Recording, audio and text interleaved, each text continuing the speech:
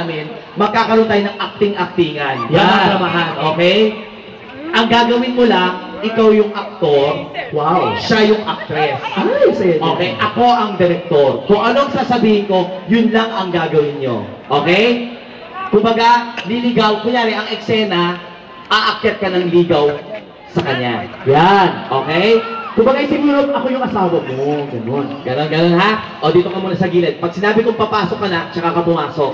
Ang taray ng ipin mo, parang unahan ng tren. Nakakatawa ka sa nakaisip ng ipin sa paa. Bakit gano'n? Mga hindi sa dentista yan. Saan? Fortaleza. Alam mo kung sakaling gumraduate ka, magkakatrabaho ka kagad. Ano?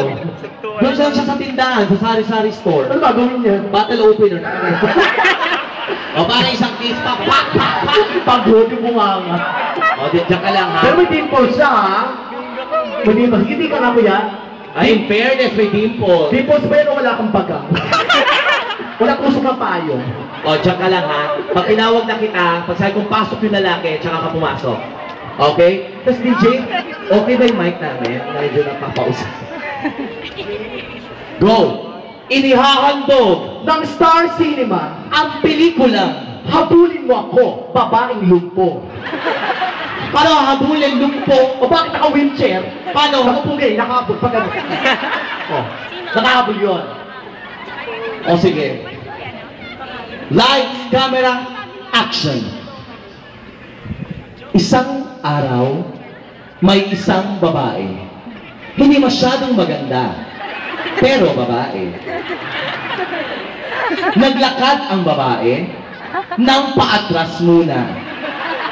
Paatras. Ano kasi pelikula to? Ba't may paatras? Ako ang direktor, ako masusunod. At ang artista mo ng outro, pag inom niya, nakakalakad na ako, gano'n? Ako ang direktor, ako masusunod. direktor. Ako ang mga direktor eh. Gusto ko patas pa rewind na pelikula. Sige na, yung mukha mo kasi hindi pang forward.